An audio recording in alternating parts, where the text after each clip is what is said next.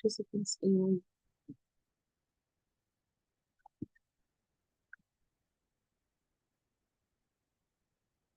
Okay, I think we got everybody in here. Oops, I forgot to hit record. There we go. Good afternoon, everyone, and thank you all for joining us for today's A Month of Service presentation of maintaining and adding value to your home. My name is Nia Murray. I am the programs coordinator with Neighborhood Recovery Community Development Corporation, and we are one of the partners in the A Month of Service collaboration. On behalf of Neighborhood Recovery, today we have our presenters with the Smith Group Property Inspections as well as Keys Real Estate Services. We have Ms. Nikki Collins, and later today joining us will be Mr. Brian Smith with Smith Group Property Inspections. But also included in the partnership, we have the City of Houston's Department of Neighborhoods, Lone Star Legal Aid, the Earl Carl Institute, Texas Legal Services Center, Houston Volunteer Lawyers, the Harris Central Appraisal District, and the Harris County Tax Assessor Collector's Office. And together we make up A Month of Service. And basically what A Month of Service is the collaboration of all 8 of our organizations coming together on a monthly basis, offering a variety of different workshops relative to asset building, asset protection, community empowerment, and the maintaining of generational wealth. We know that there are a lot of underserved communities that are out there that do not have access to a lot of information, that don't know where to go for available resources, and just to get basic information that can help with basic things like maintaining and the longevity of your home.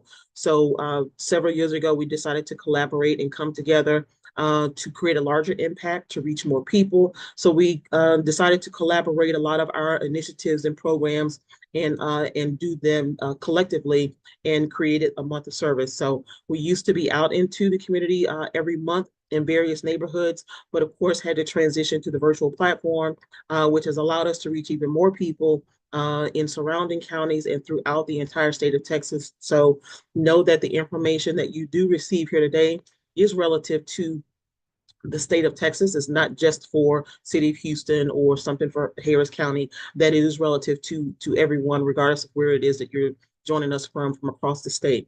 This is your opportunity to ask questions of our volunteer professionals that we have on the call today, so that you can ask, basic home maintenance things like, what do I need to do when this happens? Or what do you do in this particular situation? Or what do I need to know about, if I wanted to do some renovations to my house, what does that actually do to my property value? And, things of that nature. And plus, this is property tax protest season. And you got people that are protesting their property taxes and they want to know, hey, my house doesn't have all of these other upgrades and things done to it, or I did do all of these renovations to it. What does that mean for my property value? And how does that differ from my appraised tax value? What does that mean for my property tax bill? So we'll get into a lot of that information for you guys as well. But again, this is your opportunity to ask those questions. We do ask that you try to keep your questions to be as general as you possibly can, as to not divulge any personal detail information about your own personal things, but we do encourage you to reach out to our presenters or to any of our partners that you may have some questions about or need for any particular kinds of assistance. If you are joining us on Zoom, please feel free to type your question into the chat or unmute yourself at the end of the presentation and ask the questions of the presenters directly. If you are joining us on our social media platforms, please feel free to type your question into the comment section, and I'll make sure that your question gets read at the end. I know that there were a couple of questions that were emailed to me in advance when some of you registered, so I'll make sure that those questions get addressed as well. So we do have a lot of information that's going to be covered here today for you. We do encourage you and ask that you pay the information forward, share this information with some of your neighbors, your relatives, coworkers, or whomever that also may find this information to be beneficial, to have them to come back and to watch. You do have the opportunity to go back and watch the recording as we are recording. You have the opportunity to visit our YouTube channel or any of our social media pages, and go back and watch this presentation as well, or to share it with someone else. So do know that you will be able to go back and watch that um, to get more information. But we are here every month. So if you want to come back and watch another live presentation, you have the opportunity to do that as well in case you have other questions that you just didn't think about asking or forgot about or what have you. So you'll have that opportunity at a later time as well. So, but again, I want to thank you on behalf of the collaboration for joining us this afternoon. We want to thank you very much. And without further ado, we're going to go ahead and get started. Again, later in the presentation, we're going to have Mr. Brian Smith with the Smith Group Property Inspections to present on home maintenance. But without further ado, we're going to have Miss Nikki Collins with Keys Real Estate Services to give the information about adding value to your home. So, Miss Nikki, why don't you go ahead and take it away? Hi, everyone. Let me throw up. Oh, let me hold on. I gotta make sure everything's on the right screen before I do this. Okay. So we're going to spend a little bit of time talking about what our properties are worth, how to enhance their value, what things do enhance value, what things don't enhance value, even some things to consider as you ponder making changes to your properties. So my name is Nikki Collins. I'm a second generation real estate professional. I was never supposed to be in real estate. I actually have an undergrad degree in IT. When I graduated, the dot-com bubble burst was happening. And so my mother, who is a certified general real estate appraiser and a real estate broker, said, why don't you consider this master's degree from A&M? I went and considered that. I went and did the master's degree at A&M in land economics and real estate. And I have now been a real estate professional for 20 years. I haven't updated the slide. It's been 20 years. Yay. Um, I'm shocked that I enjoy doing something that my mother suggested, but it actually has been very rewarding for me to be able to help others in their journey towards generational wealth for their families. Okay, so let's get started. So whenever you're talking about an investment, the question is, what's the return? And most of the time we'll say, well, I'm not making an investment. I just want somewhere for my family and I to live. Let me tell you, your home purchase for most people is the largest purchase you will ever make, right? It is the largest bill on your monthly spreadsheet. If someone gifted it to you, as a part of an inheritance, it's the largest gift you're going to receive in most cases. If somebody gives you a house, they loved you a lot. And so we want to make sure that investment, when you go to buy a pair of shoes, it is an investment. You are concerned about what's the return. How long will these last? Will my feet hurt at the end of the day? And so every investment you make has a return. How do we calculate that in terms of real estate? And really, this is going to happen with anything that is a tradable commodity, which real estate is. So we look at the ROI, the return on investment, things that we're going to consider: cost versus value, pecuniary value, personal value. And we're going to discuss that as we continue to look further down the line. So when we talk about return on investment measures how much you would have made or could have made based on how much you invested. Let's go back to the pair of shoes, because it's so easy to see it in dollars, right? We can't always see it if we don't have a dollar basis. So if I spend $20 on a pair of shoes, and yeah, I'm rough on shoes. Okay. So if I spend $20 on shoes, I got about 3 days before those shoes gonna make my feet hurt every day. Not a good investment. I'm not getting a good return. Did I save money? Theoretically, because now I'm at the podiatrist trying to figure out what's going on with my feet. So now I went and bought $120 worth of pair of shoes. Y'all, the only tennis shoes I can wear. Help me. And when I was young, I could wear anything. I'm still young. I just can't wear anything. So now my tennis shoes on average run me about 150, 160, but my feet don't hurt. So what I canceled out that podiatry visit on a monthly basis, the return was great. So cost versus value. The $20 shoes didn't cost much. The value was negative. The $160 shoes cost a lot. The value was exponentially more. So let's look at how that works if you're buying or purchasing in terms of money. Okay. So, and we're only talking about pecuniary value, that which is measurable. You can measure in dollar, in cents, in dollars per hour. You have some way to calculate this value. So we're talking about pecuniary value. So if I buy a house for $10,000, right? Why is it $10,000? Because my cousin sold it to me, right? So it's $10,000. Well, the appraiser comes out and says that that house is worth $350,000. So the value was substantially more than what it cost to purchase, right? So a lot of times when we do, now sometimes I'm in love with this house and I have cash because that makes a difference. Okay.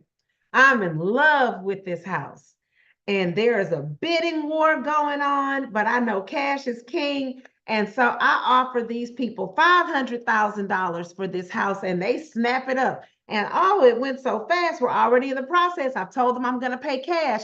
You know what happens when you pay cash? You don't have to get an appraisal. Why? Because a lender is not requiring one. In a lot of instances, if you have a good realtor, they will recommend that you still get an appraisal so you can be sure of your cost versus value. But you were deeply in love with this home. So you offered $500,000. Your real estate agent said, well, we under contract, so I don't know how much room you're going to have, but let's get the appraisal anyway. Well, you get the appraisal, the house is worth $350,000, $375,000. You know why? Because the house to you was valued at $500,000, but $150,000 of that value was personal value. I'm willing to pay this extra because how this makes me feel.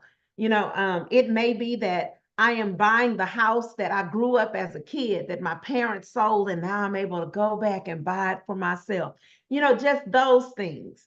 I'm willing to pay more to keep this house because this is where I brought my babies to. It's just those kinds of things, the ooey gooiness of a transaction that can add some value that nobody can count but you. Now, if you have the financial wherewithal to pay for ooey gooiness, that's fine. Just know that nobody else is going to pay for your ooey gooiness.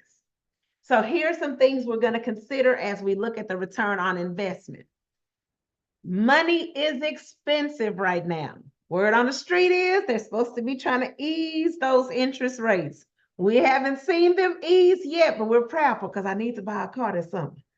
Okay, but we look at what's happening with the rising cost of money. Why do we say that the cost of money is increasing?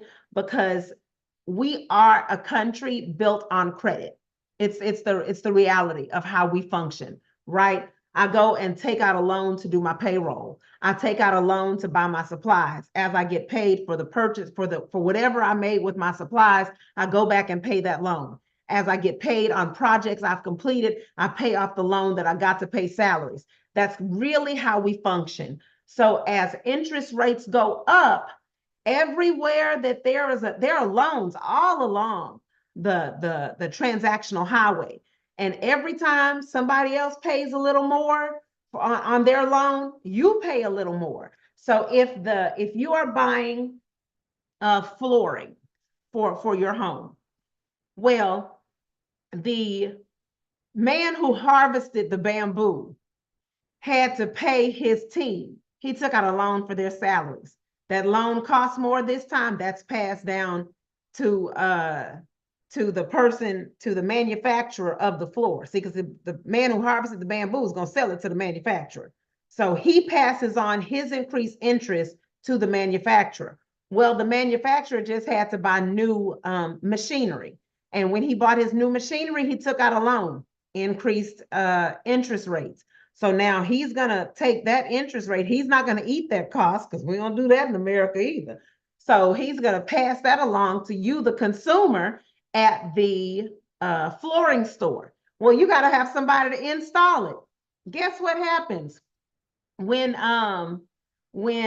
costs are high, you start to have laborers who cannot afford to bear the brunt of those increased costs. So they begin to kind of drop out a little bit. If they drop out a little bit, guess what also happens now? Labor is more expensive because there are fewer people doing the work. And heaven forbid, we're in a situation where you're trying to do some repair after a natural disaster, and there's, work is plenty, but the workers are few. So what we have is the rising cost of money, labor, and materials. And we're still in that right now. And as we watch what's playing out in the economic markets, not just the stock markets, but with tariffs and everything else, we can expect for there to be some instability in these costs. And whenever things are unstable, the markets will always lean a little more towards charging what they can while they can, just in case there's a time coming when they can't charge as much. So we've got this property. We've made a decision, whether it was out of your pocket, out of your heart. We've made this decision. We've bought this property. So we're ready to buy. We're ready to buy. So the question that should be in your thinking as you're considering the return on investment is whether we're in a seller's market or a buyer's market. So what does this mean? Okay, how do we identify them? So in a seller's market, typically in a seller's market, money is cheap. How do we know money is cheap? Interest rates are lower. Let me tell you, 2021, early 2022 was a time to be alive in the field of real estate. Honey, it was great. Why? Because interest rates were low. People were buying property like it was bananas, because bananas are the least expensive fruit in the whole grocery store. You can get 12 bunches for like $2. So they were buying property like bananas. Appraisers were having a great time. Real estate brokers were having a great time. Lenders were having a great time. You know who was not having a good time? Buyers. Because interest rates were so low, everybody had money, right? It was the Oprah of you get approved, you get approved, you get approved for loans. And so what happened during that time was people were buying. I mean, properties were selling for insane amounts. We also had people who were coming in from different parts of the country, and they were coming with cash. So they didn't care what the loans, what the value really was. They were paying what they were used to paying, where they were coming from. And honey, it was getting nuts out here. And so sellers were able to charge top dollar for bottom dollar properties. And when I say bottom dollar, I'm talking about condition. I'm talking about updating, those things where you used to be able to walk in and say, oh no, this kitchen isn't bright enough for me. I think can I get a concession to change the kitchen? They'd be like, no, I don't need your concession because I have 6 other contracts I'm considering. Seller's market. Now, let's talk about today. So in an effort to correct what was happening then, because typically if your interest rates are down and you have a lot of money flooding the market because everybody is like rich for a minute, right? You start to have inflation. So we had inflation happening. And in order to try to correct inflation, to pull a little money out of the market, they raise interest rates. Things become more expensive. So that seller who 3 months ago was taking his time, I'm not going to take an offer. I'm going to wait until somebody give me exactly what I want. And he was having 6 showings a day. Ain't nobody coming. Because now they're saying, I don't like the way that tree shades that window. See what I'm saying? Because there are fewer buyers in the market. Money is more expensive. It is more difficult to qualify. So now when you go in, you telling a seller what they have to do with that property if they want to sell that property. So for the seller in a seller's market, their return is increased. The buyer's return is typically diminished. In a buyer's market, the seller's return is typically diminished and the buyer's return is typically increased because it's all about who controls the money, right? Who has the most, which pool is larger, the pool of sellers or the pool of buyers? And if the pool of buyers is large, the sellers don't get the benefit. And if the pool of buyers is small, then the buyers have the greater benefit. Okay, I think I said that right. All right, so let's talk about, so we bought this property now, and I'm always going to compare whether this is a homestead property or an investment property. Look, it said it on the slide. I didn't know this was that slide, but it is.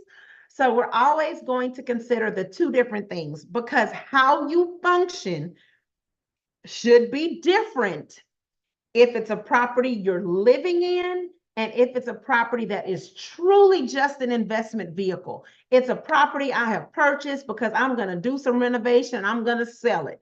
Or it's a property that I'm going to purchase and I'm going to rent this out and it's going to become just income producing for our family. Those things should function differently if you do it well and you want to maximize your return on investment. So when we talk about time of the essence, that's one of my favorite legal clauses. It just sounds like it's saying a lot. All it's really saying is every time we have in this contract, you got to stick to it. But it sounds fancy if you don't really know what that means.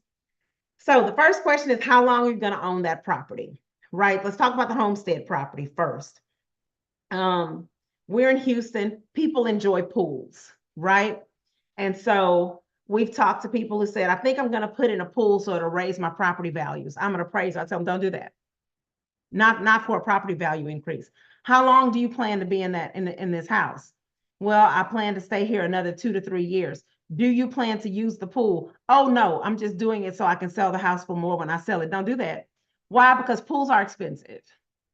They can be anywhere from $40,000 to $100,000 on the average appraisal. And in a swanky neighborhood, we may give you $30,000. And that's with the pool with all the sha-la-la-la-la. Why? Because pools are also a liability. And there are lots of people who absolutely, for that reason, do not want one. And so because it's not something that the market desires, it's not a bedroom, it's not a bathroom, it's not a kitchen, it's not a dining room. You know, you have some people who are like, I must have a pool, but the market at large, that's not a requirement. And so you may not want to make a change like that unless you plan to enjoy it and to get some of that personal value. But if you're looking for pecuniary value, you need to think about how long you're going to own the property before you make a large transformative choice. Then with an investment property, is this for you to enjoy, or is it for the next owner, or is it for your tenant? Because you don't want to make changes that are about your personal taste when you're not personally going to enjoy it. If you're not going to enjoy the fruits of your labor, take that into consideration before you start spending money on alterations to your projects, to your properties. So now, how do you know which one is going to actually move a needle? When we go out and we do an appraisal, agents like to give us a list of everything they've done, right? And it'll be things, the typical list reads like this: new roof, month, year; new fence, month, year; HVAC replaced, month, year; new carpet, month, year. All of that's deferred maintenance. They're doing it so we say, oh, all of that is new. Let me give them an extra fill in the blank amount of money. But that's deferred maintenance. All you did was you said, this roof needed replacing. What you did was make sure we didn't ding you for things that needed replacing because they are just standard components of a home. If the homes in your neighborhood have fences, guess what? You need a standing fence. All of the houses have roofs. You need you need to replace your roof. Now, all the houses in your neighborhood with 15-year roofs and you put on a 30-year roof, we might do a little something with that. But everybody has a 15 roof and you do too. Well, very good for knowing it was time to do some deferred maintenance on your home. The carpet that was in the house before was stained and had, burn marks from the iron that your child let fall. I have a bunch of children. And so, yes, that flooring needed to be replaced. Those things are deferred maintenance. Just keeping things at the status quo. We had vinyl flooring when we moved in. When it was time to change out the flooring, we brought in some more vinyl flooring. It's new and it's pretty. It's not scratched up, doesn't need to be buffed out, but we didn't make any investments to increase the value. So now let's talk about capital improvements. Capital improvements right now. I always use I still live in my childhood home because I treat my mama real nice. Put your hand. That's a 5-year-old. So she took my whole brain. When we bought the house, I say we as if I had any dime involved. When the house was purchased, we had the linoleum, the sheet linoleum flooring, right? So we get a little, and every neighborhood, every house in the neighborhood, and it was a fancy neighborhood, and it was fancy linoleum and fancy. It was Formica countertops. It was high, honey. It was fancy, fancy. And then it got not fancy. And because my mother was in real estate, she would see what was happening in new construction. One day she came home, she said, we're going to put tile in here. So we pulled up the linoleum in the kitchen, we laid down tile. And that's when they were doing those flower pattern tiles, where they met in the corner and made that big flower. Fancy. And so we got that tile. And then we went a little bit down the line and she was like, well, everybody's getting granite. We got granite. We went a little further down the line. We moved from that flower tile to just an all-white tile because that was the all-white flooring phase. Those people clearly didn't have children. That was such a bad idea. And so we passed that. We went to the 2-foot, little wood look tile. And the current iteration is it's either 4 feet. The 4-foot planks that look like wood tile on the first floor, because that's on the concrete. And on the second floor, we have the vinyl plank. So there's no carpeting in the home anymore because that's another trend that's happening in the market. And so what we have done is we have kept the house consistent with what's happening with new homes, right?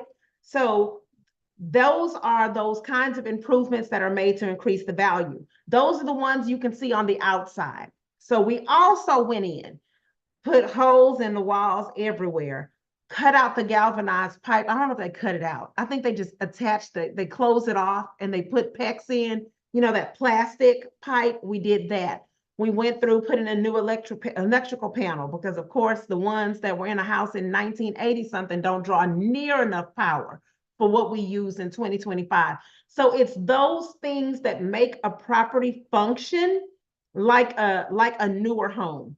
They're getting rid of the refrigerators, the air conditioning that require Freon. It's those things that help you not keep up with the Joneses, but that help you keep up with the times. And so that's typically how you tell the difference. Did I just refresh what we have, or did I bring what we had to another level? Deferred maintenance versus capital improvement. So now, when we're making these changes, we have 2 ways we want to think.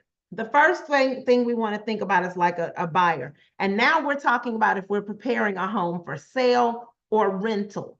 Because when we're preparing them for sale or a rental, I don't want you to think like a homeowner, right? Because when we think like a homeowner, you end up with this color combination. Y'all can't see it because I have the background. You end up with this color combination like we have in our office, where one wall is this slate gray color and the other walls are these cafe au lait colors. And my mother really thought it was a good idea. and it's grown on me, but it still wasn't a choice I'd have made. But it's like the homeowner stuff. You can do that personal value thing. Don't do that if this is an investment that you're preparing to sell or rent. You want to think like a buyer. And so you want to do it on the side of not putting in personal choices that could be considered over the top. So you want to keep things mostly neutral. But the other way you don't want to do it is you don't want to overspend in an area where you don't necessarily have to. Those two pieces, that's two pieces of stone. One of them is a Carrara marble. Carrara marble is super expensive. The other one is granite. Granite is expensive, but not super expensive, right? Now, depending on where you cut in a stone, it changes how that stone looks. And so the one on the top right that's normally what Carrara marble looks like, but that's granite. And in a bad spot of Carrara marble, that's the bottom left piece. That's actually Carrara marble. That's just not a spot that a good stonesman would sell, because it doesn't look like Carrara marble. And so the average buyer, unless you're in a certain segment of the market where they are really looking for ultra high finishes, right? If you're just in the regular people doing regular things part of the market, which is where most of us tend to operate, then you want to make decisions that feel like luxury without being luxurious on your pocket, because we always want to maximize our return. So you want to be very careful that you're not like, but I want Carrara marble so that they know, and girl, you're selling this house for $350,000. Don't do that. Don't do that. That Carrara marble is gonna eat up all your profit. You're gonna say, why didn't I make as much? Because some of the choices you made were more than you should have done for the price point where you were. Now I want you to think like an appraiser. I'm sure you've all seen those little characters that say, you know, what I feel like my house is worth, what the bank says my house is worth, what the county says my house is worth, what the appraiser says the house is worth. Let me tell you how we do what we do. So, things we consider: what's happening in the homes around us. When we are figuring out your home value, it is what I call either an artful science or a scientific art, however you want to take it, but it's both of those things working in tandem. There is math, and then there's expertise and market experience. So what's happening in the homes around me?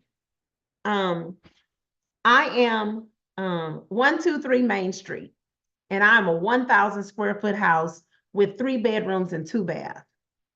In a perfect world, the sales comps I would use would be 125 Main Street, 127 Main Street, 129 Main Street, and they would all be 1,000 square foot houses with 3 bedrooms, 2 baths that sold yesterday, right?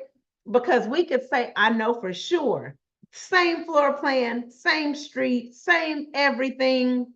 You know, the only thing you can't have the same is that particular lot. And so I have a reasonable certainty that the value should be this. Well, that doesn't tend to happen most of the time, right? So what we do as an appraiser is we say, what's happening in the homes around us? If you're in an area where, let's take my house again as an example. If I walked into a property that was for sale in my neighborhood and they still had sheet vinyl floors, they missed the boat. They missed the boat, because everybody through here has replaced floors. They've replaced countertops. They've done something to make the we still in those houses where, you have the wood paneling, not the plank wood paneling, but the big sheets of wood with the edging and, la. But, you've done a little something to make that not feel as austere as it was in the 80s. What's happening in the homes around you is everybody moving to more current flooring. Now, if everybody's moving to more current flooring and they're getting engineered hardwoods and you go and get imported bamboo, don't do that. You're not going to get back what you think, because sometimes we think quantity. I spent a lot and so I should get a lot. But when you go back to cost versus value, that's not always how it works. Quality. Does it match the quality that we expect from this area? Then okay, we're going to say that you're consistent with what's happening here. We might say, well, they have a little better quality than what's happening in this market area.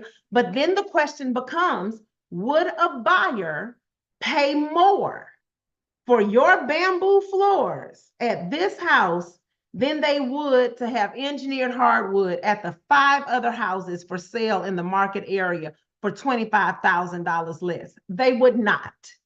On average, they would not. Not unless you have that person who's like, I'm so in love that I'm willing to pay cash beyond what I should. So you don't want to over improve, even while you want to make sure that you're doing enough. And then we want to give thought to how the market is moving. Right now, the market is in what I call quiet volatility, right? There are some times when the market is in loud volatility, when the appraiser is just holding on, to our hats, trying to make sure that we are giving correct values because the market is all over the place. What we're finding right now is the market is trying to correct itself from those overinflated prices, and they were overinflated in 21 and 22. And so it's trying to correct itself. And so we want to be careful during a market right now that we don't do too much, because it's hard to know whether we're on an upswing or a downswing. And so much is happening economically that it is difficult right now to forecast. Sometimes you can see how the forecast is running. In 2020, any real estate person worth their salt knew that we were heading into an upswing. When we saw things begin to teeter, we knew a decline had to happen because we could not sustain where we were. And that's what we're starting to see, is the little beginning of that decline. It's not bad yet, but depending on how things are happening in the markets, it will determine whether we move into a true real estate decline. So as we are making these little changes, what are some easy things you can do if you're preparing to sell your home, or even if you just wanted to feel refreshed for your own personal enjoyment?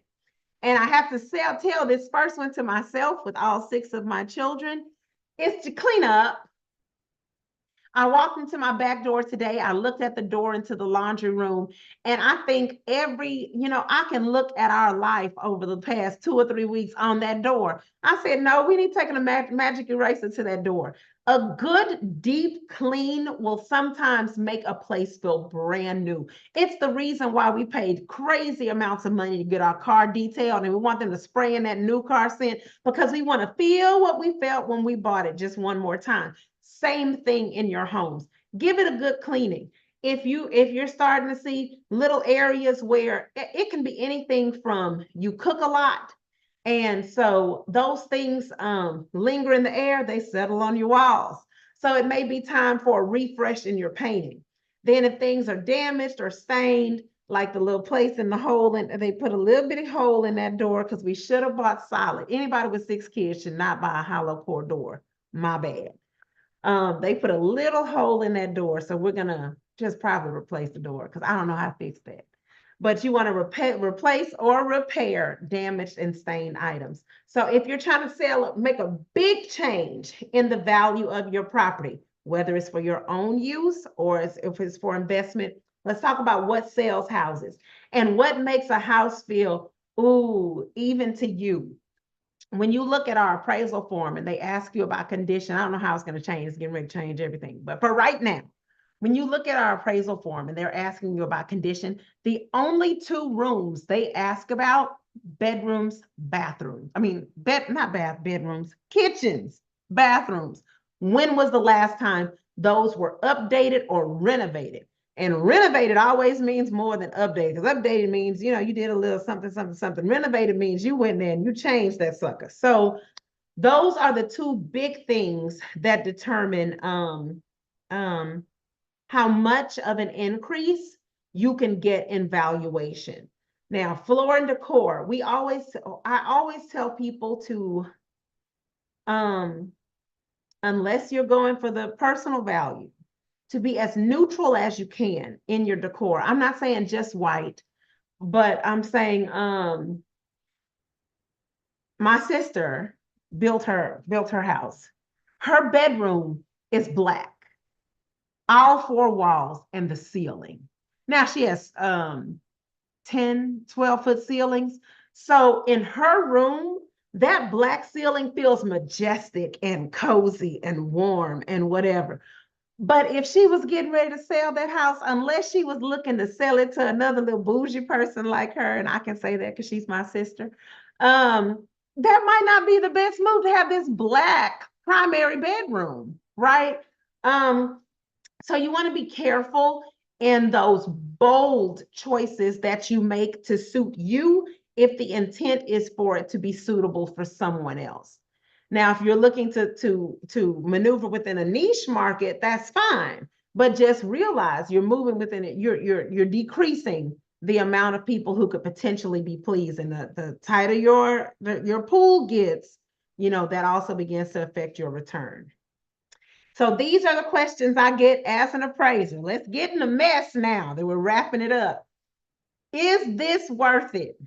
Number one, solar panels. The answer is not, as the data so says at this point. See, clean that up for the people. Right now, what we are finding is the average person who gets solar panels cannot afford to purchase them outright, right? So in most instances, they will take out financing. Well, when you get ready to sell that house, the average lender will not assume the cost of that financing. So you will have to pay off your solar panel system before you can sell that property, unless the buyer is willing to take on that financing, and assume your financing. And a lot of lenders right now are not allowing them to do that. So unless you just plan to really, and that people are saying, well, I didn't have a light bill. Yeah, but you had a solar panel bill. So you have to decide whether financially that is a good idea from you. From an appraiser's perspective, we don't see it yet. Generators, we know that the grid is jacked. We just tell the truth and get in trouble later. And so when we have big storms, it impacts us all, changes whether or not we have power. Do we make a notation? Same thing as solar panels. Do we make a notation that those things are on the property? Absolutely. But unless we have data that says that this is something that the market is now considering typical, then we can't give value for it. So it is nice for you to have, y'all see it's a trend going with all these little fancy add-ons that we like to do. And I'm not saying don't do your add-on, because I'm an add-on girl. Just know that most of these things are going to be personal value, not pecuniary value. We already touched on swimming pools a little bit earlier, and outdoor kitchens tend to follow that same vein. I love a big outdoor kitchen to grill, and with a full sink and refrigerator and all the stuff, and the mix, have your mixology session going. But when we come out to appraise, we mentioned that one exists. But unless all the houses, or not even all, but the majority of the houses have outdoor kitchens, then that's something you wanted, not something that the neighborhood was really doing. And so you want to be careful when you're doing those things for your enjoyment, that you're going to enjoy it, because you may not see the financial return from it. So as we're wrapping up, what do? If you're wanting to make changes to your property, and you're wanting to get the most return, I stopped saying bang for your buck, because you may not get that. You may just be interested in the return. You're trying to get your best return. You want to make a plan. You want to be honest about what you are willing to spend, right? You want to set a cap on that thing. You want to be specific about how much you're willing to lose. Once you see, now sometimes you get too deep in a project to turn it loose. When we built this office, it was right before stuff got crazy in the pandemic. But we had to get architect designs, we had to get permitting, we had to do all of that. We were putting cash to the side because we didn't want to have anything we were financing for. We wanted to pay out of pocket. And by the time we got ready everything was in order and we got ready to begin, materials had gone up 900%. So one of the 8x4s we were planning to buy that used to be $4 was $36. Blew our budget completely, but the roof was off. So what you gonna do? We just ate beans and rice and cried and built the thing. But and I know I say don't overextend. So do as I say, not as I do. But because we knew this was working and it was intending to be income producing, then it didn't hurt us as bad. We just knew we had to get a little more work done to make sure that we didn't have to finance any of it. But you do want to be honest, you want to be specific, and you don't want to overextend. Because what you don't want to be is where every time you look at your beautiful home with all the things you want, that home is the only thing you can see because that pocket is tight. So I want you to be able to not only create generational wealth, but that the generational wealth brings you happiness and joy, as opposed to sadness and regret. So if you have any questions or you have a specific issue that you want to talk about as it relates to you in particular, you can reach me at 281-414-5709, or you can email me at N like Nancy, V like Victoria, COLLINS at KEYSRES.com. And it has been my pleasure. All right, awesome. I had a question for you real quick before we get to Brian. I see that Brian is actually on. When you go back to the page where you were talking about the solar panels, and I believe that I had asked the question, I think you were the one that told me that before. When you're talking about solar panels or people are interested in getting solar panels, there was something about them being like outdated, or they become outdated after a while, and I'm like, I didn't even know any of that. So can you kind of elaborate a little bit on that as people are thinking about solar panels, and what does that mean? So solar panels are like any other piece of electronic technology. When they first started selling 85-inch televisions, okay, my mama wanted to get one for the kids for Christmas because she's that grandmother, right? So we spent an exorbitant amount on this. Do you know you can walk? We had to spend at least like $4,900. You can go in the store now, 85-inch, $2,000. $2,000. And the technology we have, the picture is gorgeous. Outdated. Outdated. It's going to stay on that wall, but it's outdated. And so when you talk about solar panels, every day they're learning something new. So that means that the day you get it installed, it's old. And so by the time you get it paid off, oh, it's extinct. It's extinct. Wow. So you have this big giant thing on your rooftop, and we agree, if it'll help you save and it makes sense to you, do what makes sense to you. However, you look around when you're finishing and you're seeing that now somebody has a little something in the yard, and you say, well, what is that? And they say, oh, that's my little solar system. And it's this big and it fits on a business card, because that's where technology went. And I'm just saying, but I'm saying that's what happens, is it moves so quickly. They were doing at one point, the entire roof was solar panels. And, we were saying, don't buy that. Your entire roof system is electronic technology. That's not a good idea.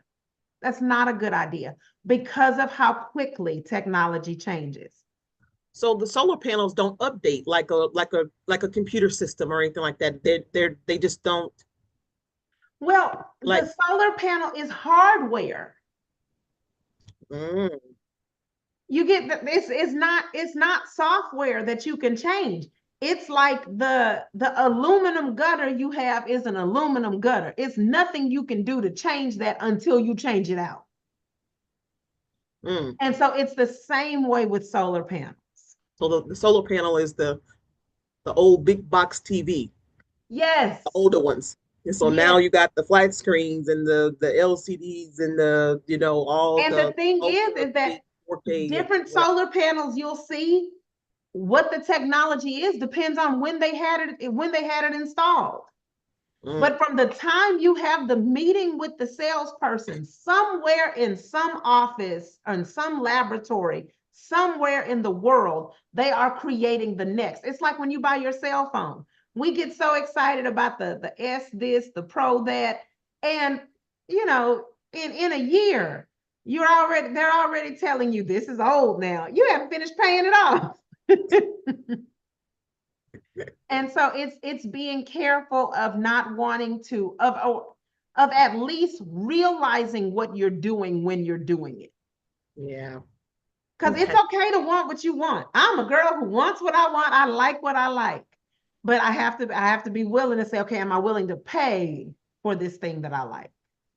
Okay. All right. There was another question that just popped into the chat. Please explain the new kind of AC system that does not require the coolant. And we're going to have Mr. Brian I Smith. will not, because Brian will. Yeah, no. I was just about to say we're going to have Brian discuss that part, so that way you'll know. But in the transition of the solar panels, and Brian, I want you to introduce yourself first. But if you can explain, or what is it that people should know about the roof and the maintenance and what impact that actually has on a solar panels being installed on your roof. What do you see as an inspector? But introduce yourself first. How's everyone doing this afternoon? My name is Wonderful. Brian Smith. I am a certified master inspector, licensed professional inspector here in the greater Houston area. Originally an electrical engineer, personally have performed over 3,000 property inspections. So a lot of experience, residential, commercial inspections. To answer your question about a roof and solar panels, normally with a roof, we as an inspector, when we're going out to a home, if we're inspecting a home on your behalf and you're a buyer, we normally want to see as minimal hardware, attachments, interferences at the roof as possible. Normally, we don't want to see satellite dishes mounted onto the roof. We don't want to see solar panels mounted on the roof. Anywhere where there's an opportunity to like puncture the roof or pierce the roof and start mounting hardware onto a roof, then that is a potential opportunity for moisture intrusion if the maintenance isn't upheld. So yeah, it's normally not necessarily something that we want to see as an inspector. And yeah, that's kind of how we view solar panels. Now, today we are talking. Oh, Miss Nia, you were going to say something? No. I just said okay. That's kind of what I needed. Yes, ma'am.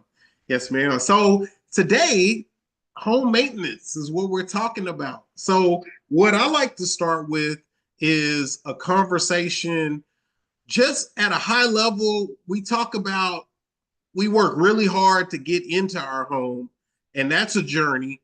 And sometimes people think, man, I got those keys. I've arrived. I can put my feet up on the couch and that's it. Well, I mean, there's more to the story. And the more to the story is now you don't live in an apartment complex anymore where you put in a maintenance request and the guy shows up, problem solved. Now you're the homeowner. And what we're really talking about is maintenance. Very similar to, you have a car. Most of us have cars. You got to get the oil changed in your car if you want that car to continue to operate properly. So on a home, I normally like to start with the concept of the big five systems of the home. What am I talking about? I'm talking number one, the roof. Number two, the foundation. Number three, the plumbing system.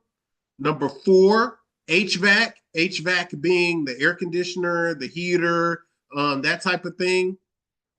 The electrical system, and so that's five. But then as a bonus, number six, I normally like to talk about termite activity.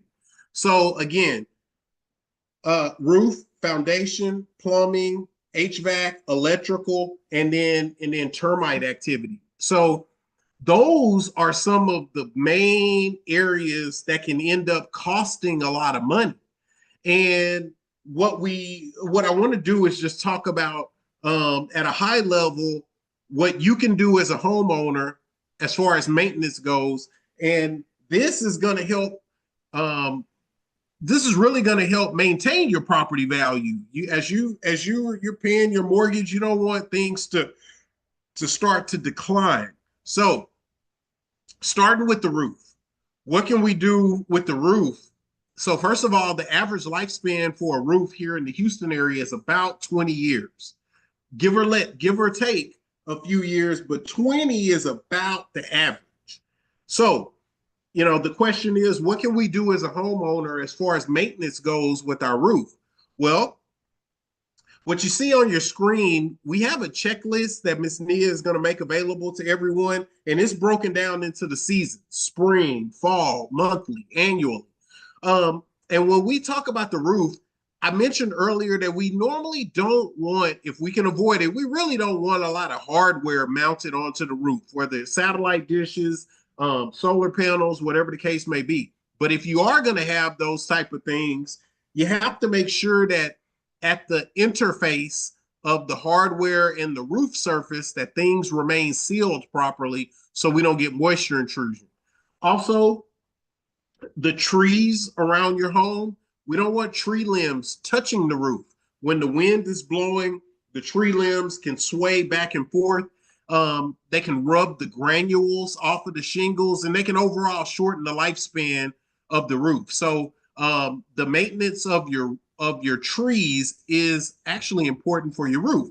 And then in that same conversation, if you have gutters around your roof line, which I recommend you do have gutters, then you want to make sure that your gutters are cleaned regularly. I think it depends on how many trees you have in your yard, how many leaves are falling. But if you live in an area with a lot of pine needles, for example, a lot of pine trees, you may need to get out there once a month and keep those gutters clean. We don't want moisture backing up into the roof line, and we also want the gutters to perform as intended. So those are some basic steps that you can do to help keep your roof in good shape. Trim the trees, keep the gutters clean, and let's minimize the hardware mounted onto the roof. So that's the roof. Number two, let's talk about the foundation. So here and also, if you guys have any questions as we're going through this, please put them in the chat. Miss Nia is good about relaying the questions to me, and I'll be happy to answer any questions that you have.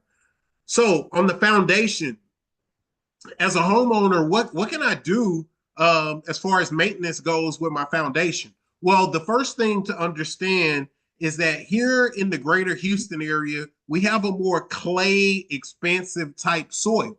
And what does that mean? Well, that means that in heavy rain seasons, the soil will kind of swell. And in drought seasons, when it's not so much moisture, the soil will contract. And so the soil can actually cause the foundation to shift and move. And as a homeowner, you want to minimize the shifting and moving of your foundation. So what can you do? So number one, we mentioned trees earlier when we start talking about the roof, but also trees can have an impact on your foundation. Well, how is that? So a good general rule of thumb is we want trees to be at least 10 feet away from the house, because the tree roots can cause problems with the home, whether it's the underground piping, whether the roots are causing the foundation to shift. At least 10 feet away from the home is where we want the trees. So as a homeowner, if you have trees closer than 10 feet, that's something that you want to kind of keep an eye out for. So that's number one. Number two, we want to maintain a medium amount of moisture in our soil around our homes. Not too much, not too little. If we've got too much moisture, the soil swells and the foundation's moving. If we've got too little, the soil is contracting and then the foundation's moving again. So what can we do? In an ideal situation, if you have an irrigation system at your home, if you're running your sprinkler system 2 or 3 times a week, 4 times a week, whatever, then ideally that is enough moisture to keep your soil at a medium saturation point.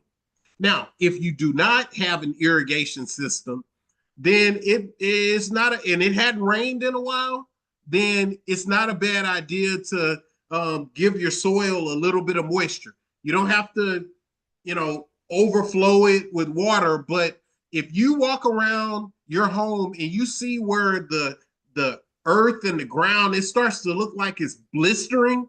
I mean, I don't have a picture of it up on the screen, but if you guys have ever seen the ground where it looks like it's cracking and splitting, well, the ground is too dry. We want to irrigate our ground way before we get to that point. Now, on the flip side, if we're in a heavy rain season, we don't want standing pooling water close to the house and around the house, because again, that can cause the soil to be oversaturated. So at a high level, that's a good thing to do with the foundation, is control the moisture level. And then also we want the foundation area to be clean and clear. We don't want to overdo it with the vegetation, the mulch. This is a good way to get pests and termites into your home. So while we're talking about the foundation, it's a good idea to just at least mention termite activity and how we can minimize the possibility of that. So number one, keep your property clean and clear. And at a minimum, normally we want to see the bottom of the foundation all the way around. If you can't even see your foundation and it's covered with vegetation, soil, mulch, that kind of thing, it's a lot easier to have termites develop. We don't want scrap wood, a lot of debris, stuff like that. So good housekeeping is what basically that boils down to. So we talked about the roof, we talked about foundation, we touched on termite. Let's finish up with the last 3. Number 1, we'll talk about our plumbing system. What can we do with our plumbing system as far as maintenance goes? So with our plumbing system, one of the first things that we want to do is we want to make sure that we're careful what type of things we're flushing down our plumbing system. You really want to keep it to just whether it's human waste. You don't want to be putting a bunch of strange chemicals and bleach and grease and all this other kind of stuff down your drains, because underground plumbing issues can be very expensive to fix, especially if they start having to dig up your yard. So be careful what you're putting down your plumbing. Number 2, you want to take a look at your toilets. The toilets are supposed to be anchored securely and sealed at the floor interface. You wouldn't want a water leak to develop because of a toilet that's moving around at the base. Looking underneath your sinks. You don't want to overdo it underneath your sinks with a lot of storage of whether it's towels, cleaning products, or whatnot. I've seen situations where people can bump the plumbing underneath there and you can develop leaks underneath your sinks. So you just want to kind of keep a close look at your hardware. Check your drains and faucets. You want to clear any buildup there. And they got a lot of good tips here for just keeping your plumbing system in good shape. Next, we'll talk electrical, and then we'll finish up with HVAC. So on the electrical system, there you want to just make sure you're keeping your light bulbs changed, this and that. Normally, we have what we call GFCI electrical circuits that are in areas where there may be moisture, kitchens, bathrooms, things like that. They have a reset button on the GFCIs. It's a good idea once every now and again to press that test button just to make sure things are functioning properly. If you have any covers that are missing from your electrical outlets, you want to replace those. And from a safety standpoint, smoke detectors in every bedroom. If you got yellowing smoke detectors, these kind of things, you want to keep those functioning properly. Doorbells, things like that. So electrical, there's a couple of things there that we want to look at. And then finally, HVAC. So I'm talking specifically our air conditioning and our furnace. This is going to be our last system that we'll cover. And what we really want to do, so first of all, our air conditioning systems, the average lifespan is about 15 years on these air conditioning units. And what we are supposed to do as homeowners is we are supposed to have our AC system serviced at least once a year. And what does that mean? That means that the air conditioning technician is going to come, they're going to clean, they're going to service the unit. A lot of them will call it giving it a tune up. They're going to check the refrigerant level. They're going to clean the evaporator coils. They're going to clean the condensation drain. They're going to basically make sure that your unit is in a good space functionality wise moving forward. Now, there are things that you can do yourself as a homeowner. You can change the filters in your air conditioning system.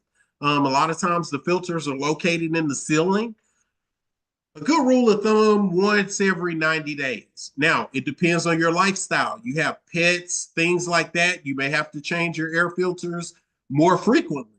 But clogged up air filters, it not only will decrease the quality of the air that you're breathing, but it will also kind of choke down your unit and make your AC have to work harder than it should, which can shorten the lifespan of it. So regular maintenance of our AC systems is important, especially this time of year. We're talking about April. Before we get into May, June, July, August, the really hot months, this is a great time to actually have your unit serviced. And what a lot of AC companies will do nowadays is they can actually set you up for a annual maintenance call where you don't have to remember to call them. They will reach out to you, send you a text, email, whatever, and say, hey, it's time for your annual maintenance. What's a good day this week, next week for us to come by? And normally this service is maybe $200, $300. And that is well worth it versus spending $5, $6, $7, $8, $10,000 on replacing an entire HVAC system. So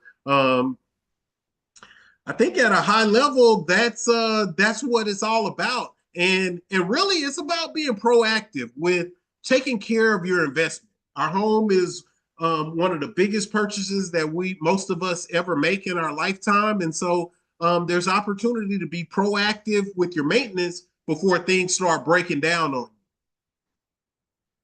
So I guess I can open it up to any questions or yeah, I'm here.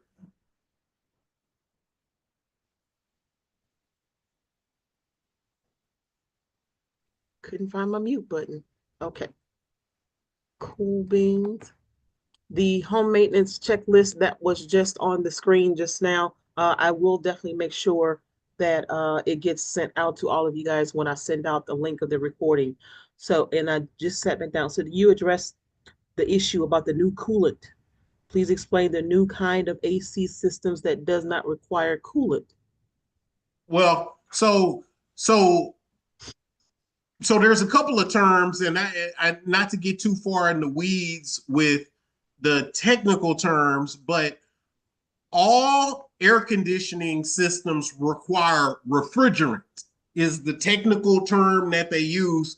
And basically what I think what this typically, how much do new HVAC systems cost? So I think what this question is getting at, Ms. Nia, is that there is a new type of refrigerant that is out in the newer systems. And it's more, long story short, it's more environmentally friendly. Years ago, we learned that the old style refrigerant was causing holes in the ozone layer and UV rays and all of that. And so they switched to a more environmentally friendly refrigerant is what's going on. And it's really difficult to get a hold of the older stuff nowadays, and it's really expensive. So it's being phased out, the old stuff that's not friendly to the environment. So it's not that somebody's going to have to replace their existing coolant. It's just they won't be able to get it replaced once it's time to like refill it or whatever. Yeah, and the It's gonna thing cost is with the more. refrigerant that it does not like evaporate. So if your system is all of a sudden low on refrigerant, well, something is leaking. And so, but what happens is, it's kind of like an old car. At a certain point, you can keep fixing it and tinkering it and whatnot, but then the conversation starts to happen about, does it make more sense to replace this old car at this point, or keep pouring more money into it and keep putting band-aids and patches on it? Because yeah. I'm looking through the social media here to see if there's any other questions that were posted here, and I don't. Let's see. I think I see another one in the chat. Typically, how much does a new HVAC system cost? So great question. So when you start talking about costs for an HVAC system, there's a few variables that you have to consider. So number one, the square footage of the house. Are we talking small house? When I say small house, let's say it's less than 1,500 square feet. Are we talking medium size house, big house? So different size house is gonna have some different costs. But then what you also need to understand about air conditioner units is no different than vehicles. You can have the lower end entry models, you can have the mid price one, you can have the higher end one. And so, there's a few variables that can go into it. But ultimately, the last part that I'll say is, are we talking about replacing the entire HVAC system, the AC system, that the part that's outside, the evaporator coil up in the attic, the furnace, ductwork? Are we talking about just replacing? So it can start at like $5,000 and go up into the tens of thousands of dollars. But there's a few parts to be considered in that. And so ultimately, what I normally recommend for people when we start talking about replacing HVAC is getting multiple quotes, because you want to be able to compare all the information, and so you can make an informed decision. Do you need to replace the entire thing? Maybe, maybe not. Let's get an opinion A, opinion B, opinion C, quotes, and then we can take it one step at a time. But you want to gather as much information as you can. And sometimes that's hard because it may be hot in your house while you're trying to get all this done if your air went out on you. But get quotes. And then so I had an HVAC guy tell me once about setting up the zones or something for the thermostat for the unit, so that way you don't have so much air going in one area. You can control, because the way everything is kind of set up in mine, it's like I'm not in this space all the time, so I don't want to turn my unit on to try to cool down the entire house if I'm only in this one space. So I'll give you an example. So now in 2025, a lot of the AC systems are more energy efficient than they used to be 5 years ago, 10 years ago. So let's say, for example, you had a 2-story house or a big, medium 1-story. Back in the day, they would put 2 AC units in there, one for upstairs, one for downstairs. Well, now the systems have evolved to where you can put 1 unit and have it where it'll operate in different zones, which can lower your energy bill, your light bill, and also lower your maintenance costs, because you're not trying to replace 2 full units. You got 1 unit that's doing the job of 2 using the zones. Can you have a unit that's too big, or like that's too much for the amount of space that you have? So yeah, I mean, you can. You can. That's a great. That's a great question. So some people think with AC, bigger is better. Not necessarily. The reason why is because one of the main functions of an air conditioner unit is to remove humidity from your house or your car or whatever. And if a unit is oversized, then what'll happen, it'll come on and off too fast. And you can end up with an excessive moisture issue. It's called short cycling is what'll happen. And so, if you got a like a 1,000 square foot house and they put this big 5-ton unit on there, that's too big. And it's going to come on and off too fast before it removes the humidity the way that it's supposed to. There's a certain tonnage of air conditioner per square footage of house that is supposed to be looked at when you're putting the AC system in. I had somebody that had an issue with that the HVAC company sold her a unit that was way too big for her house, and it didn't take the moisture out, humidity, all that condensation and stuff was building up, and she ended up developing a mold problem because of the amount of humidity that was still kind of accumulating in her space. So it ended up being a huge issue. Big problem. And I saw a lady, she had a similar issue, but what she did was, her brother-in-law's friend worked at an HVAC company. They had a extra unit, brand new in the box, and it wouldn't be no warranty, but he could get it done for a fraction of the price and blah blah blah. So they come install this unit way too big on this house, and off they went. No warranty, no nothing. And it did exactly like what you're talking about.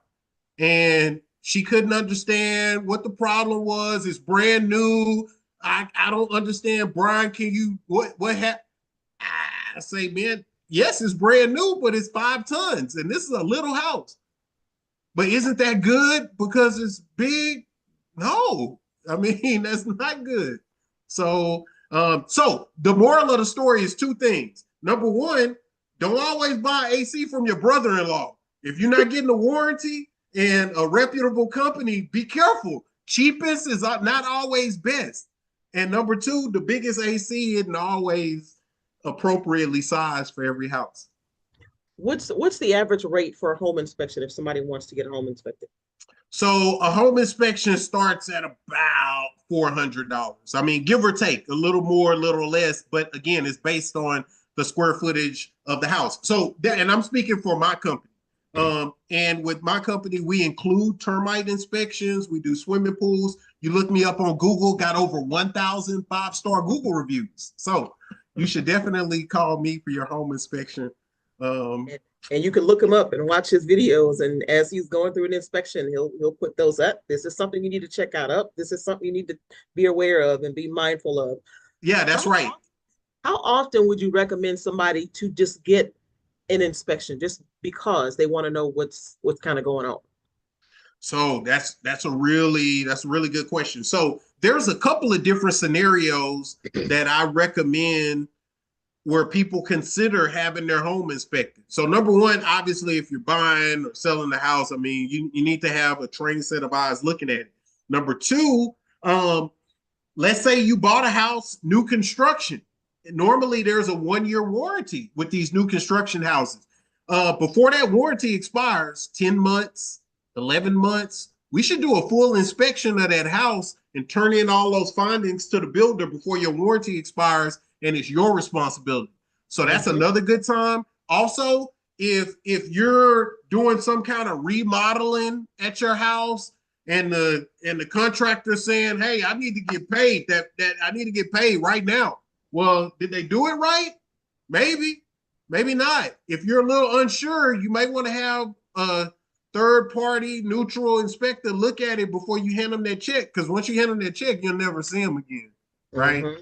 And so there's a lot of different situations where you could get your home inspected. Let's say, for example, I had a lady call, and unfortunately, one of her relatives they passed away. She acquired this property. She's trying to figure out, what do I do with this? She don't know nothing about this house. So we did an inspection on it for her. So basically she could have a full report card, if you would, of the full condition of this home, structural, mechanical, electrical. So she has like a starting point of information on this house that is now, in her possession. Indeed. And also I definitely would say that if you're looking to get those renovations done, not just to make sure that the contractor did the job right, but as you're out there even getting quotes. So if you know you want to do some improvements to your house, you know you want to do some upgrades or some changes or get the roof repaired or whatever, have somebody take a look at it so that somebody could say, hey, this needs to be replaced, this needs to be looked at, this needs to be looked at, so that you're not getting some salesperson to then come in and say, oh, well, you got to fix this, and you also need to fix this, and this, that, and the other. So, especially if you don't know anything about HVAC systems or what the roof or the plumbing and all this other stuff, and you're not going to get shysted, basically. I give you one more example of a situation where I think it would be wise for someone to bring in an inspector. So there was a gentleman recently. He was considering putting his home on the market, selling it, or maybe he'd just been living there for a long time. And he had concerns with his foundation. And he wanted someone unbiased to come and sincerely evaluate the foundation so that he could have the information necessary. Because believe it or not, guys, if you call a foundation repair company to come and look at your foundation that you have concerns about, well, chances are, yeah, they're going to find something and they're going to say, well, you know what? Look like all we need is $25,000 and we can get this straightened out for you. And we got a payment plan and, we'll take care of you and we'll put a coupon on there for you, but and a lien on your property when you don't know about it. Yeah. So this gentleman in this situation I'm talking about, he brought me in to analyze the foundation because we measured the foundation. I use a device that structural engineers use. It's called an altimeter, where they measure the settlement of the foundation. And so he was able to get an unbiased assessment of the structure of the home. So if you're in a situation like that and you have some concerns and you want an unbiased assessment of the house, somebody that's not trying to sell you something, then you can consider bringing in an inspector, because we're not going to repair anything. We're just calling it the way that we see it as far as deficiencies. Is that something that's typically part of a routine inspection, though? Or is that additional to get that foundation inspected and, that kind of thing, what you're talking about, that assessment? Yeah. So with my inspections with my company, I include that. I use a lot of advanced tools in our inspections, but it's not mandatory. Every inspector, some guys, they don't even know how to use that kind of tool. I include it with every one of our inspections because I want to add a lot of value to what to your experience. It's not mandatory to use those tools. And like I said, some of them, they don't really even know how to use them. So I do, but and it's not extra. I include it with our home inspections. Cool beans. Miss Nikki, I have a question for you. Are you there? I am here. All right. Oh, property tax protest season is upon us. So if you guys have not gotten your property tax protest valuation, your property tax valuation notice out, be on the lookout for it, or go online to your appraisal district to find what your potential or proposed assessed value is going to be for 2025. What is it that you think people should know when it comes to potentially protesting? Well, everybody should protest. I'm gonna say potentially, everybody should protest, just because when it comes to appraising your home, or what appraisal value is for the market versus the tax value when it comes to the valuation, what is it that you think that some homeowners should know as it relates to those two things, and what's the difference? So in theory, the tax assessor's market value should be the same as what an appraiser would come up with for market value. The assessed value is what they charge taxes on, which is a percentage of the market value that they're supposed to calculate. But here are the things that you can always remember. When a tax appraiser from the county comes out and they appraise your property, they can't see the inside. It's exterior only. They don't know your condition. They don't know if the garage is a 3-car attached and it has tandem to the back, so your square footage may be overestimated. You know, they're relying heavily upon recorded data, which may now be out of date. Things may have changed on your property. Now, sometimes those changes will make your taxes go up, and sometimes those changes might make your taxes go down. But you want to have an actual appraisal by somebody who comes and looks at your property, can verify its condition, because the tax assessor is comparing, they're supposed to compare it to what is most similar to your property. That's not generally what happens. You know, they're generally like, these are the best sales out here. And that sale may have nothing to do, you know, especially because Houston has no zoning. So that means that you could have horses right across the street from your home. And so if you're the house with the horses, but the house across the street from you is this, you know, palace of a home, and they say, well, you're right across the street from each other, surely you are worth the same amount, you know, you're gonna want to go in and have that adjusted. Mhm. So But generally, you it's have to go in with facts. They don't care anything about your ooey gooeys in those meetings.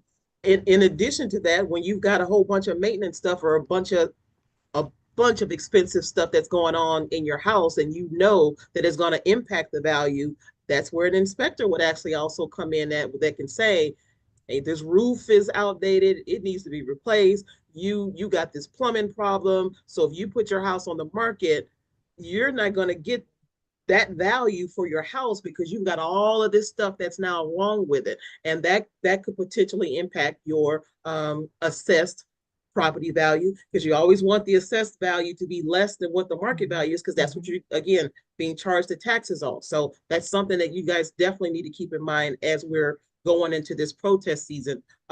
Next And if you have Thursday, things, Hmm?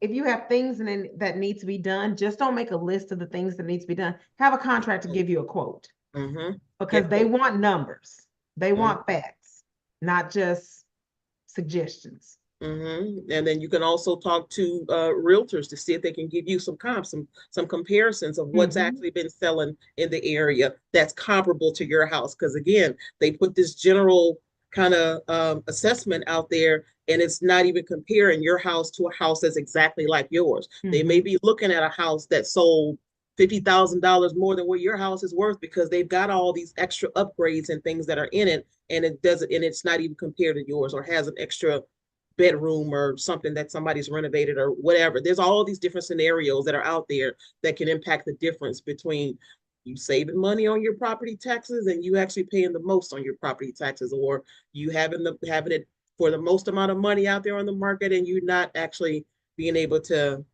get the best value for what it is that you're trying to sell it for. So are there any other questions of our presenters that, since we've got here? And I literally pulled Brian in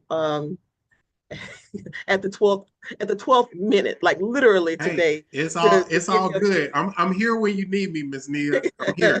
and I wholeheartedly appreciate that, both you guys, for taking your time to provide this information. So we know the value in it and the value of your time. So we do definitely appreciate that. And I wanted that not to go unmentioned. So in addition to that, we were talking about the property taxes and tax values and things.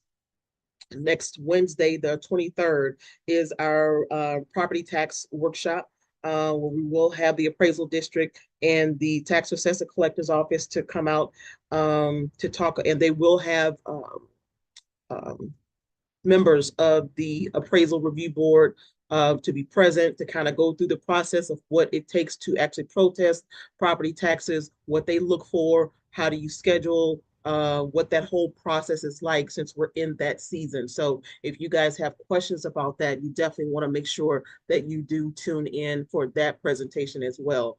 But real quick, again, for the both of you guys, how can someone get in contact with you, Miss Nikki, again, if they want to reach you? So my phone number is 281-414-5709. And my email address is N like Nancy, V like Victoria, COLLINS @KEYSRES.com. Okay, Brian. So you can connect with me on Instagram or Facebook. You can type in Brian Smith, Home Inspector. You can find me there. Or you can give me a call, 281-734-3118, and I'll be happy to connect with you. Social media or call, text. I'm always around. Okay, so for those folks that did register in advance and are on the Zoom call today, you will receive a link of this recording for you to go back and watch. A copy of the home maintenance checklist that Brian provided for you guys will be provided as well. The link of this recording, as well as their contact information for you to reach out to them, along with a couple of other different little resources and tips and things that will be included on that email. So if you guys do have any other questions, definitely feel free to reach out. And you are very welcome, Ms. Lewis. Thank you all for joining us this afternoon. We do hope that you found this information to be beneficial.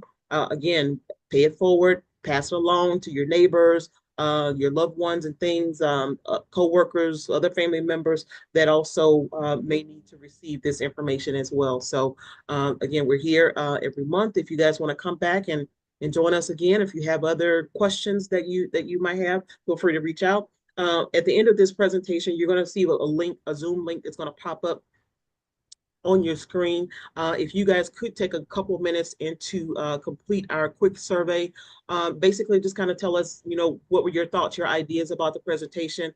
If there are other workshops or other information that you guys may need information about that we don't currently offer, then please let us know. That's the only way we're going to know how to continue to improve upon the presentations and the information that we do hand out or provide each month for you guys. So we also trying to find ways to get back out and do either in person or like hybrid kind of meetings with you guys.